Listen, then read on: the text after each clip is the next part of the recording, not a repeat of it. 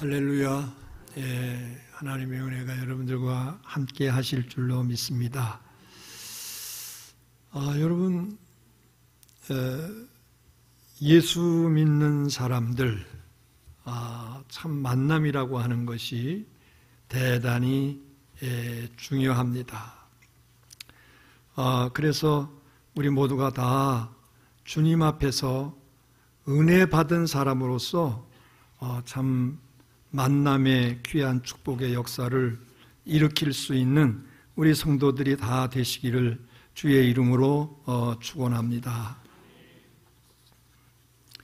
우리 찬송 한 장 우리 하십시다. 내게 강 같은 평화 우리 같이 하겠습니다. 시작. 내게 강 같은 평화, 내게 강 같은 평화, 내게 강 같은 평화 넘치네. 할렐루야. 내게 강 같은 평화, 내게 강 같은 평화, 내게 강 같은 평화 넘치네. 내게 바다 같은 사람, 내게 바다 같은 사람, 내게 바다 같은 사랑 넘치네. 할렐루야. 내게 바다 같은 사랑, 내게 바다 같은 사랑, 내게 바다 같은 사랑 넌 샘솟는 기쁨, 샘솟는 기쁨, 내게 샘솟는 샘솟는 기쁨 넘치네. 할렐루야. 내게 샘솟는 기쁨, 내게 샘솟는 기쁨 넘치네. 할렐루야. 여러분, 헬렌 켈러라고 여러분들 잘 아시죠? 미국의 유명한 사람입니다. 그는 유명한 저술가요, 사회사업가요, 그리고 교육가입니다. 그런데 참 불행한 것은 이 사람이 19개월 만에 열병이 찾아왔어요. 그 열병으로 말미암아서 헬렌 켈러가 3중 장애를 안게 됩니다. 보지 못하고 듣지 못하고 말하지 못하는 3중 장애인이 됐어요. 얼마나 불행합니까?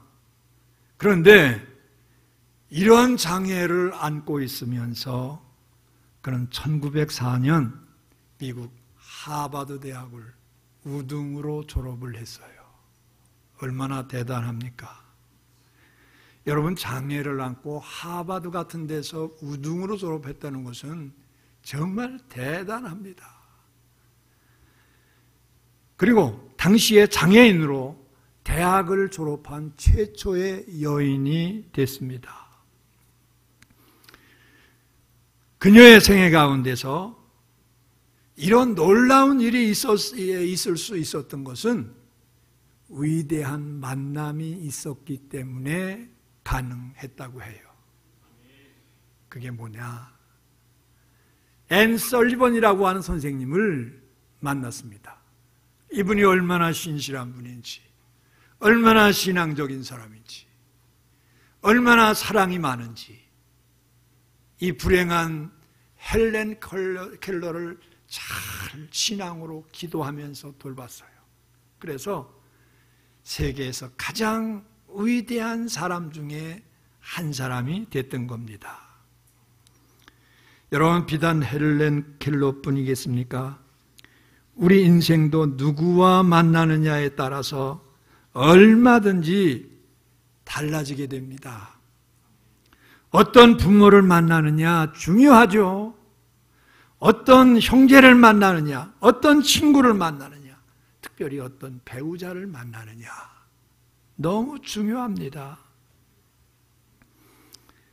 그런데 이 모든 만남 중에서 정말 중요한 만남, 위대한 만남이 있어요. 예수 그리스도와의 만남인 줄로 믿습니다. 역사상 수많은 사람들이 예수님을 만남으로 그 인생이 놀랍게 변화되었습니다. 여러분, 성경에 나오는 인물 말고요, 성경에 나오는 인물 말고 한두 사람 정도 여러분들에게 말씀을 드리면 어거스틴 같은 사람입니다. 어거스틴, 성인이죠. 이 사람은 젊을 때 그야말로 폐륜하였어요. 얼마나 주색잡기에 여념이 없었는지 모릅니다. 끊임없이 술집에 가고 여자들하고 놀고, 그리고 이방 종교에 심취하고, 그런 가운데 그 어머니 모니카가 그를 위해서 하나님 앞에 눈물로 호소하는 가운데서 그가 어느 날 예수님을 만났어요. 예수님을 만난 이후에 그의 인생이 바뀌어진 겁니다. 기독교의 교리의 기초를 놓을 수 있는 위대한 하나님의 사람이 되었고 철학자가 되었어요. 여러분, 우리나라에서 누구를 말할 수 있을까요? 제가 잘 알고 있는 김익두 목사님, 황해도의 안악골이라고 하는 그런 곳에서 사는 사람인데, 이 사람은 얼마나 못된 짓을 많이 하는지, 얼마나 사람들을 쥐잡듯이 잡는지. 그때 시장 갈 때 사람들이 선앙당에다가 돌을 하나 툭 던지면서 하는 말이 있대요. 오늘 김익두 만나지 않게 해주소.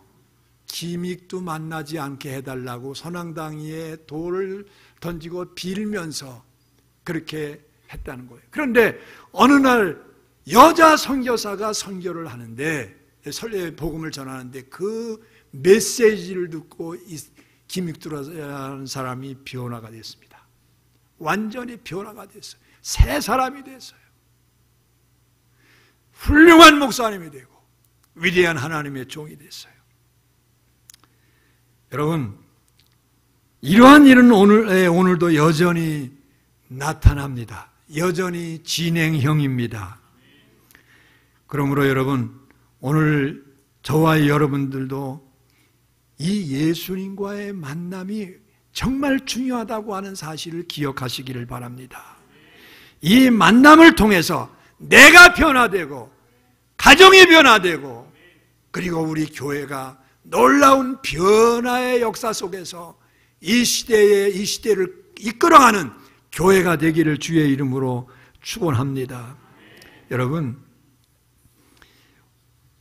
우리가 예수님을 만나지 못하면 아무 소용이 없습니다. 아무리 거부가 되고, 아무리 유명인이 되고, 아무리 세상에서 유명인이 된다고 할지라도 예수님을 만나지 못하면 아무 소용이 없어요.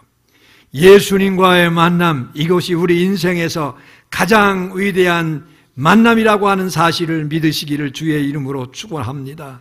그런데 이거보다 더 중요한 것은 예수님을 만나되 어떻게 만나느냐, 이것이 중요합니다. 예수님을 어떻게 만나느냐. 우리는 하루도 수많은 사람들을 만납니다.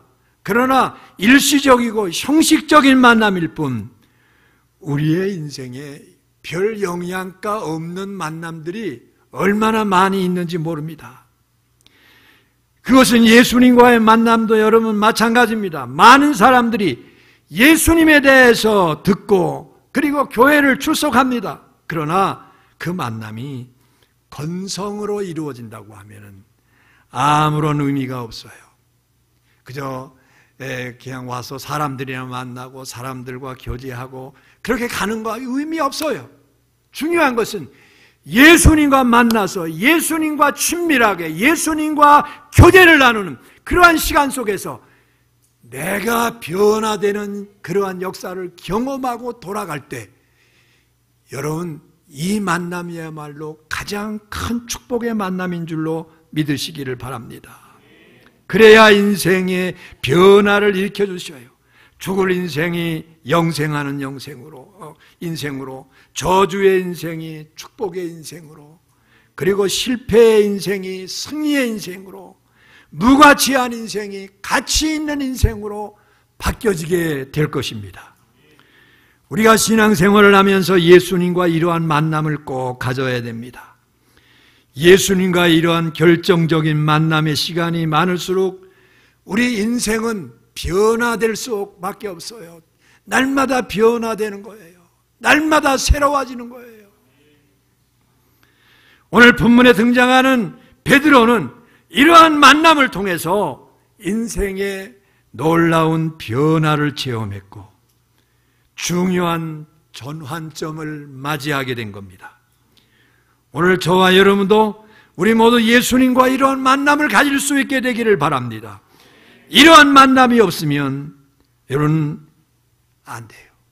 우리 꼭 이러한 만남을 가지기를 주의 이름으로 축원합니다.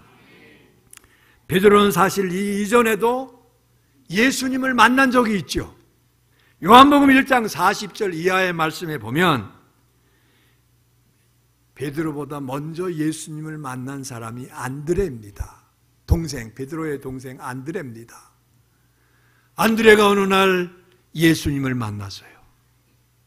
세상 죄를 지고 가시는 그 예수님을 만났어요. 그리고 안드레가 집으로 돌아와서 형에게 이런 말을 합니다. 형, 내가 오늘 메시아를 만났어. 깜짝 놀랐어요, 베드로가. 그러면서 베드로가 이렇게 말합니다. 형, 우리 그분한테 한번 가보지 않을래? 한번 가자. 그러니까 베드로가 같이 갔어요. 예수님께 가니까 예수님께서 베드로를 보고 이렇게 말씀하십니다. 요한의 아들 시몬아, 내가 장차 게바가 되리라. 베드로가 될 것이라고 하는 거예요. 베드로가 될 것이다. 여러분, 그럼에도 불구하고 베드로는 어떤 마음의 감동이 없었고 예수님과의 만남이 그냥 형식적인 만남일 뿐이었어요. 그러다가 오늘 본문 사건을 계기로 해서 예수님을 다시 만난 겁니다. 예수님을 재발견한 겁니다. 이 만남은 형식적인 만남이 아니라 체험적이고 영적인 만남이었어요. 그리고 예수님을 재발견한 것이었어요. 다시 말하면 그분은 하나님의 아들, 전능하신 분, 그리고 인류의 구원자이심을 깨닫게 된 겁니다. 단적으로 그가 예수님을 부른 칭호만 봐도 알 수 있어요. 여러분, 그가 처음에 예수님을 뭐라고 불렀어요? 5절에 보니까 뭐라고 했어요? 선생님, 이렇게 불렀어요. 선생님, 그냥 당신은 사람들을 지도하고 가르치는 선생일 뿐입니다. 선생님, 이렇게 불렀어요. 그런데 예수님과 만난 다음에 어떤 변화가 일어났을까요? 오늘 본문에 보니까 먼저 베드로가 예수님 앞에 어떻게 해요? 어떻게 태도가 어떻게 바뀌어요? 예수님 앞에 무릎을 꿇었어요. 무릎을 꿇는다고 하는 것은 자기 자신을 완전히 예수 앞에 굴복시킨다는 겁니다. 예수님 앞에 완전히 나는 주님의 굴복 당할 것입니다. 앞으로도 굴복할 것입니다. 이 말이에요. 여러분, 은혜 받은 사람은 태도가 바뀝니다. 행동이 변화됩니다.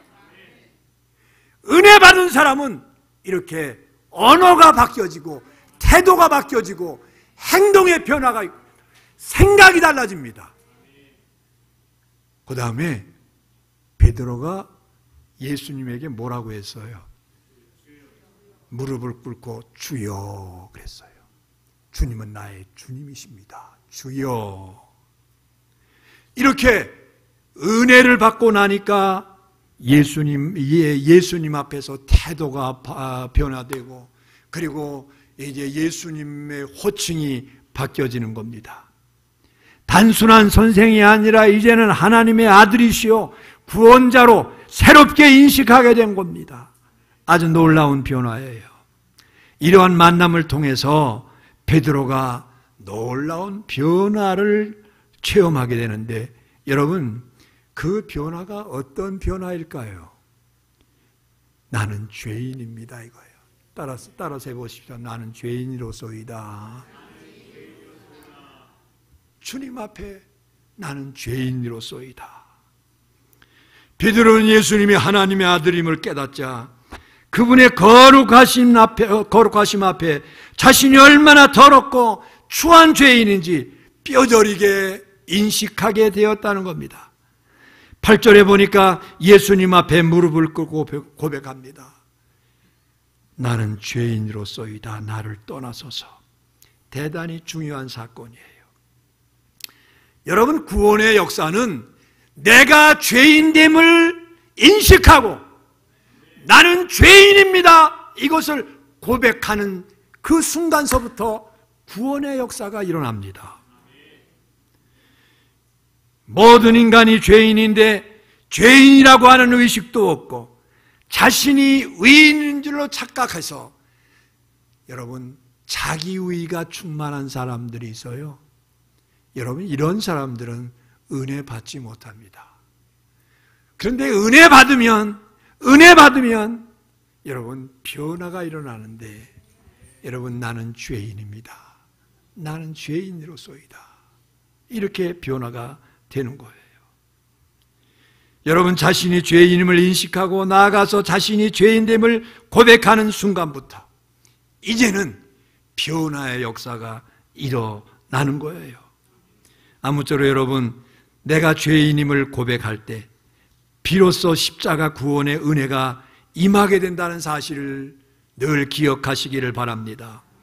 여러분, 뿐만 아니라 예수님과의 만남을 통해서 베드로는 구원의 기쁨을 경험합니다. 뭐를 경험한다고요? 기쁨을 경험하게 되는 거예요. 베드로는 자신이 죄인임을 인식하자 죄를 애통해하면서 부르짖습니다. 주여, 나를 떠나소서. 그러나 예수님은 그를 버리지 않으셔요. 그를 떠나지 않으셨어요. 베드로와 늘 함께 하셨어요. 오히려 그에게 죄사함의 은혜가 임하게 된 것입니다. 여러분, 본문에는 명시되지 않았지만은 이때 베드로가 얼마나 기뻤겠어요. 얼마나 감격했겠어요. 야, 나 같은 죄인이 구원을 받는다. 나 같은 죄인이 하나님의 자녀가 된다. 여러분, 아마 뛰면서 춤을 추면서 하나님께 감격했을 겁니다. 샘솟는 기쁨이 그에게 넘쳤을 거예요. 내게 샘솟는 기쁨, 내게 샘솟는 기쁨. 내게 샘솟는 기쁨이 충만해서 뛰면서 춤추면서 하나님께 영광을 올렸을 거예요. 여러분 아무쪼록 이 구원의 기쁨을 경험할 수 있는 여러분들 다 되기를 주님의 이름으로 축원합니다. 그 구원의 기쁨을, 그 구원을 생각할 때마다 하나님께서 내게 베풀어 주신 은혜를 생각하면서 기뻐하며 찬송할 수 있는 여러분들 되기를 주의 이름으로 축원합니다. 그리고 예수님과의 만남을 통해서 베드로는 능력의 사람이 됐어요. 무슨 사람이 됐다고요? 능력의 사람. 베드로는 자기 깐에는, 여러분, 갈릴리에서 잔뼈가 굵었기 때문에 고기 잡는 일에는 누구도 내 앞에 아는 체 하지 말아라. 아마 교만했을 거예요. 그런데 그가 밤새도록 고기를 잡았는데 한 마리도 잡지를 못했어요. 얼마나 무능한 모습입니까? 그렇게 자신만만했던 사람이 어느 한순간에 아무것도 할 수 없는, 없다는 사실을 새롭게 인식을 한 거예요. 그런데 여러분, 이러한 순간에 예수님을 만나서 그 말씀에 순종하고 보니까, 그 말씀대로 이게 따라 보니까 놀라운 기적이 나타났어요. 한 마리도 잡지 못했는데 2배에 가득 채워질 정도로 많은 고기를 잡혔어요. 이것이 베드로의 능력일까요, 여러분? 아닙니다. 예수님의 능력입니다. 예수님께서 베드로와 함께 하시니까 이 무능한 베드로가 유능한 능력 있는 그러한 사람이 될 수가 있었던 겁니다. 이 순간 이후에 베드로는 얼마나 하나님의 사람으로서 능력 있는 삶을 살았는지 몰라요. 특별히 사도행전을 보면 베드로가 행했던 표적과 기사와 이적이 나타납니다. 베드로가 한 번 설교할 때 3,000명씩 5,000명씩 회개하는 역사가 일어나요. 베드로가 치유 사역을 하는데 죽은 자가 살아나는 역사가 일어나요. 각색 병든 자가 벌떡벌떡 일어나요. 그러다 보니까 어떤 일까지 벌어지느냐 하면은 어떤 사람들은 일일이 베드로에게 안수받을 수가 없으니까 베드로의 그림자라도 덮치면 내 병이 나을 거다. 베드로의 그림자만 덮쳐도 우리 아이의 병이 나을 거다.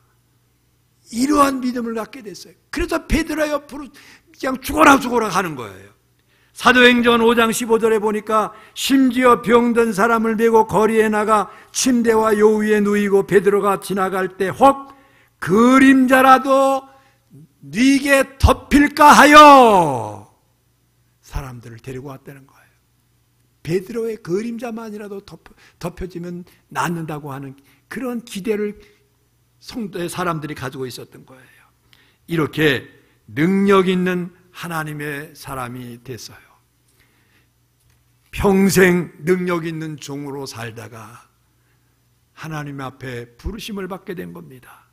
뿐만 아니라 여러분, 베드로가 예수님을 만난 이후에는 인생의 목적이 달라졌어요.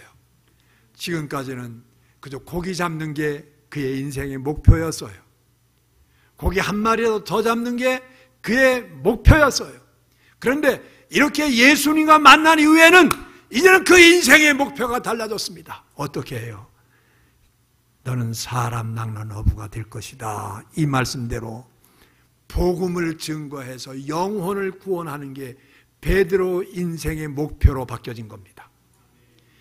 육적인 것에서 영적으로 옮겨지는 이 목표가 변화되는 역사가 일어났던 겁니다. 그래서 평생 그는 비록 불황부식한 이제 어부였지만은 행복한 전도자로 평생을 살아갈 수 있었던 거예요. 그러면 여러분, 베드로가 어떻게 예수님을 영적으로 체험적으로 만날 수 있었을까요? 베드로가 예수님을 만난 곳은 과연 어떤 곳일까요? 어떤 자리일까요? 이게 중요합니다. 외적으로 보면 그저 게네사렛 호수, 갈릴리 호수에 불과합니다.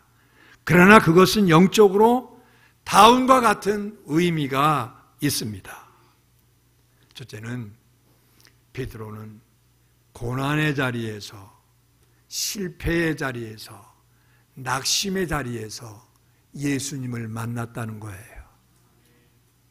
고난 가운데서 예수님을 만났다는 거예요. 베드로는 밤새도록 고기를 잡았지만 실패했습니다. 얼마나 허탈했겠어요. 바로 그 상황에서 예수님을 뜨겁게 만났습니다. 여러분, 고난은 우리에게 참 힘들고 어려운 것이고 원치 않는 것이지만은 여러분, 영적으로 보면 고난은 내게 유익입니다. 따라서 해보십시다. 고난받는 것이 내게 유익입니다. 이로 말미암아 내가 주의 율례를 배웠나이다. 고난받는 게 내게 유익이라는 겁니다. 유익이래요. 고난은 우리를 겸손하게 만듭니다. 겸손한 사람에게 주의 은혜가 임하게 됩니다. 사람이 잘 나갈 때는 교만하기 쉽습니다. 잘 나가면 눈에 뵈는 게 없습니다. 눈에 뵈는 게 없어요. 예수님도 보이지 않습니다. 그런데 고난 중에 예수님을 볼 수 있어요. 예수님이 늘 가까이 하시지만은 형통할 때는 잘 보이지 않다가 고난 중에 예수님을 발견하는 사람들이 얼마나 많은지 알 수 없어요. 이 가운데도 지금 고난 중에 있는 분들이 있습니다. 그런데 그 고난 중에서 예수님을 만날 수 있는 놀라운 축복의 역사가 일어나게 될 줄로 믿습니다. 때로는 실패의 자리, 고난의 자리가 위기 같지만은 예수님을 만날 수 있는 축복의 자리임을 기억하십시다. 여러분, 위기라고 하는 말이 재미있어요. 위험하지만 뭘까요? 기회예요. 위기라고 하는 말이 위험하지만 기회라는 겁니다. 여러분, 영어에서 위기를 크라이시스라고 그래요. 그런데 이 말이 위기라고 하는 말이 있는데 또 다른 말로 뭐가 있냐면은 흥망의 갈림길이라고 하는 의미가 있어요. 갈림길. 어원적으로 나뉘다, 선을 긋다 이런 뜻을 가지고 있어요. 나눈다, 나눠진다는 거예요. 말하자면 획을 긋는 분기점이라고 하는 뜻을 포함합니다. 그러니까 위기는 흥할 수도 있고 망할 수도 있는, 흥할 수도 있고 망할 수도 있는 분기점인 셈이에요. 그러므로 우리가 잘하면 하나님을 만나서 놀라운 변화를 경험하게 되고 하나님의 축복을 경험할 수 있는 기회가 위기임을 기억하시기를 바랍니다. 너희 중에 고난 당하는 자가 있느냐? 저는 기도할 것이요. 여러분, 고난 당하는 자 있습니까? 힘들어하는 분이 있습니까? 낙심해하는 분이 있습니까? 주님을 만날 수 있는 기회입니다. 기도하시기를 주의 이름으로 축원합니다. 여러분, 야곱을 한번 볼까요? 야곱의 아버지 형을 속이고 도둑 축복을 받았어요. 도둑 축복을 받고 이제 슬슬 겁이 나는 겁니다. 야, 형 에서가 오면 나는 완전히 단칼에 죽을 텐데. 그래서 에서가 야곱이 주랭랑을 칩니다. 어디로 주랭랑을 치죠? 외삼촌 집 밧단아람으로 그냥 도망을 가는 겁니다. 얼마나 힘들고 얼마나 거친지, 얼마나 힘든지. 그냥 거리진 발걸음이 천근만근이에요. 천근만근을 발을 가지고서 걷다가 어느덧 벌써 해가 저뭅니다. 뉘엿뉘엿 해가 저 어두운데 돌을 베개 삼아서 잠을 듭니다. 그런데 그곳에서 이상한 현상이 일어납니다. 사닥다리가 하나 세워져 있는데 천사들이 오르락 내리락 하는 것이 보입니다. 거기에서 하나님을 만난 거예요. 하나님의 음성을 들은 거예요. 그리고 나서 야곱이 이렇게 고백을 합니다. 야곱이 자비 깨어 가로되 여호와께서 과연 여기 계시거늘 내가 알지 못하였도다. 사실 그 전에도 야곱은 여러분 하나님을 믿었습니다. 그런데 이번에 새롭게 하나님을 만난 겁니다. 그 후에 담대한 신앙으로 하나님과 동행하면서 20년 타향살이를 마치고 금이 환영할 수가 있었습니다. 큰 가문을 이루고 거부가 되고 금이 환영한 것입니다. 여러분, 이것은 위기 속에서 만난 하나님을 의지했기 때문에 가능했던 거예요. 여러분, 우리 인생 가운데 고난이 왔다고 해서 낙심하지 마세요. 실망하지 마세요. 오히려 그 위기가, 그 고난이 축복의 기회임을 기억하시기를 바랍니다. 위기 가운데 처할 때 오히려 예수님이 더 가까이 다가오십니다. 우리를 만나주십니다. 그래서 위기가 변화해 축복과 승리의 기가 됨을 믿으시기를 바랍니다. 빈배가 만선이 되는 기적의 역사가 일어나게 될 줄로 믿습니다. 여러분의 인생 가운데 빈배가 만선이 되는 축복의 역사가 일어날 수 있게 되기를 주님의 이름으로 축원합니다. 두 번째는 여러분, 베드로가 예수님을 만난 자리는 말씀의 자리예요. 하나님의 말씀이 있는 자리였어요. 거기에서 은혜를 받고 변화됐어요. 베드로가 허탕을 지고 그물을 싣고 있을 때 예수님께서 베드로에게 다가오시더니 배를 좀 빌려줄 수 있겠나 요청하시는 거예요. 보니까 수많은 사람들이 예수님을 따릅니다.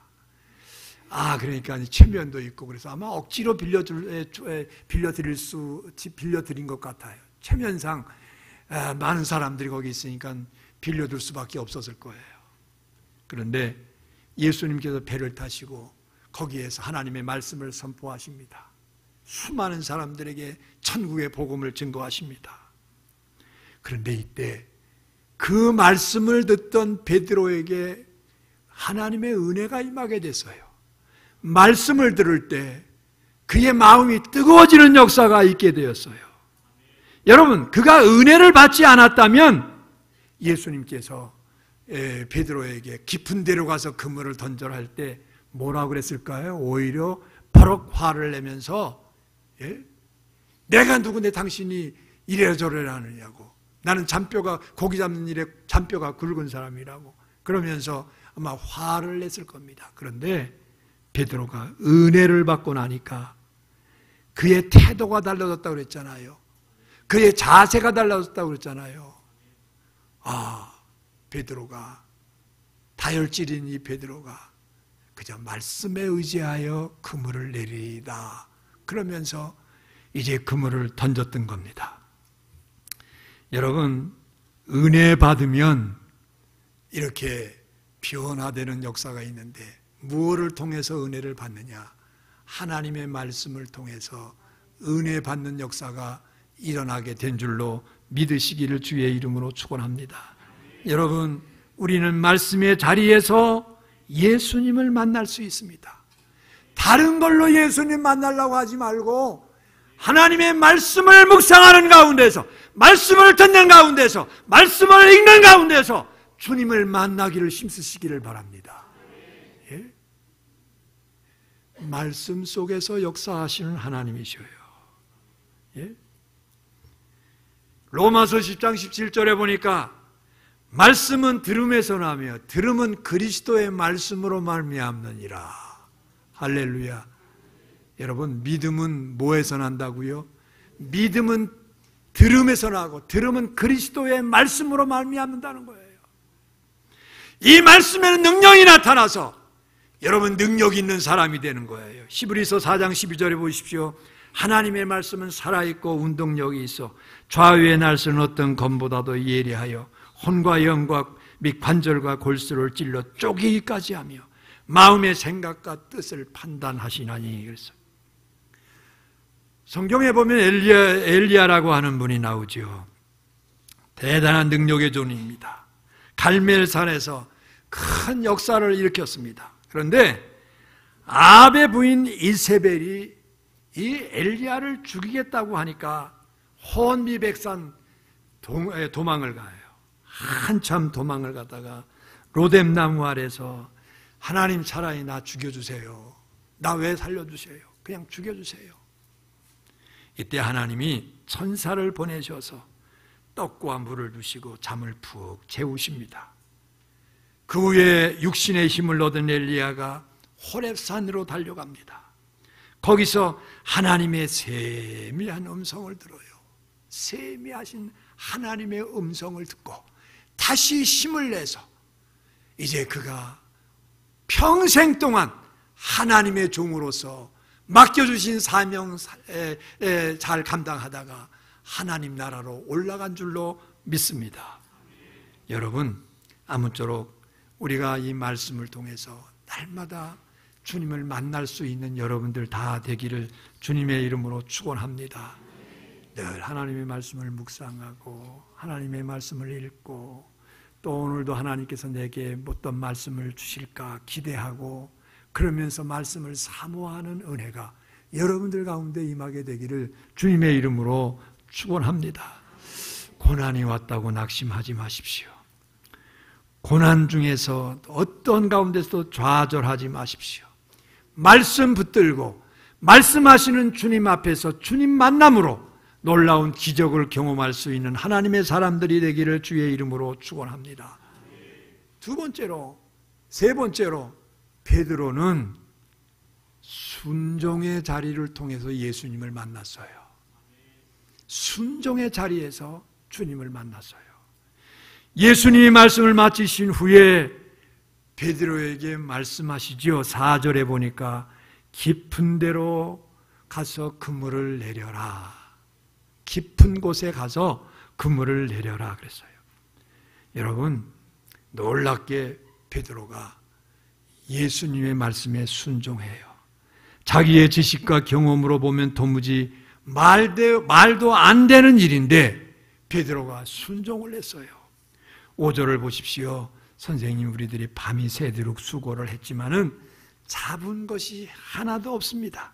그런데 주님께서 그저 말씀하시니까 말씀에 의지하여 그물을 내리리다. 그러면서 순종했던 거예요. 여러분, 6절에 보니까 베드로가 순종할 때 어떤 일이 벌어져요? 여러분, 고기가 얼마나 많이 잡히냐, 감당하기 힘들 정도로 많은 고기가 잡히는 거예요. 그물이 찢어질 정도로 많은 고기가 잡혔어요. 순종의 말씀에 순종은 말씀의 임상 실험과 같습니다. 사실 말씀을 듣는 것도 중요합니다. 그것만으로 하나님이 만나시고 큰 역사를 체험할 수 있어요. 그런데 순종할 때 진가가 드러나고 능력이 나타납니다. 여러분, 말씀을 자주 들으면서도 삶의 현장에서 순종하지 않으면 형식적인 신앙인이 됩니다. 하나님의 역사가 중지됩니다. 심지어 부작용까지 생길 수 있어요. 하나님의 말씀을 알고도 순종하지 않으면 안 돼요. 여러분, 중요한 것은 말씀의 지식을 많이 쌓아가는 것이 아니라 내게 주신 말씀을 내 삶에 적용시켜 나가는 거예요. 그 말씀대로 살아가는 거예요. 그럴 때 여러분, 빈배가 만선이 되는 축복이 일어나게 될 줄로 믿으시기를 바랍니다. 열왕기하 5장에 보면 아람 나라의 나만 장군 얘기가 나옵니다. 여러분, 아람 나라의 나만은 개국공신입니다. 전쟁 영웅입니다. 그래서 아람 나라의 왕으로부터 온갖 총애를 다 받는 사람입니다. 그런데 어느 날 그가 문둥병에 걸린 거예요. 좋다는 약들 다 써보았지만은, 용하다는 의사들 다 만났지만은 별 효험이 없어요. 그런데 그 집에 시부리 여종이 있었는데 그 여종이 이렇게 말합니다. 주인님, 저희 나라에 엘리사라고 하는 선생님이 계십니다. 그런데 그분이 치유의 은사가 있으십니다. 어떠한 병도 그분 앞에 가면 다 고침을 받습니다. 그러니까 이 사람이 이제 짐 싸들고 종들과 함께 엘리사를 찾아옵니다.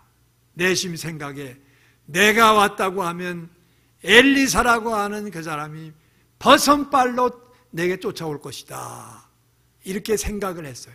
그렇게 기대를 했어요. 여러분, 그런데 이게 웬일입니까?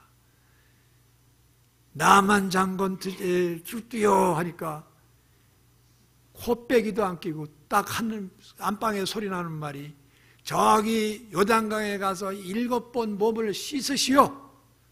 이 말밖에 안 해요. 무시를 당하는 기분 같아요. 기분이 상당히 안 좋아요. 그래서 그냥 내가 우리 고향으로 가겠다. 요단강보다 더 깨끗한 물이 우리 고향에는 얼마든지 있지 않느냐, 그러면서 돌아갑니다. 그런데 그 종들이 주인님, 장관님, 밑저의 본전 아닙니까? 한번 해보십시다. 한번 해보십시다. 그렇게 해서 나만이 요단강에 7번 들어갔다 나갔다 해서 그의 병이 깨끗하게 고쳐졌어요. 여러분, 순종이 이렇게 중요하다고 하는 말씀이에요. 만일 그가 그냥 자기의 고집부리고 갔다고 하면 여러분, 그는 평생 불행한 사람으로 살다가 비참하게 죽었을 거예요. 우리 기독교는 체험의 종교입니다. 지식과 이론이 기본적으로 필요하지만은 여러분 그것만으로는 곤란합니다. 실존하시는 하나님, 살아계시는 예수님을 만나야 돼요. 계속 뜨겁게 만나는 체험이 필요합니다. 날마다 만나야 됩니다. 오늘도 만나고 내일도 만나고 계속해서 주님을 만나는 시간이 필요합니다. 그래야 우리가 날마다 새롭게 되고 힘있게 되고 능력 있게 되고 승리하게 될 줄로 믿으시길 바랍니다.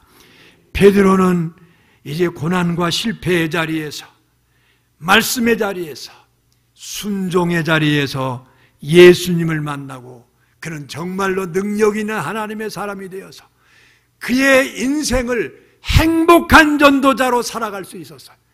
비록 그가 십자가에 매달려 죽었지만은 여러분 그는 행복한 인생을 살아갔어요.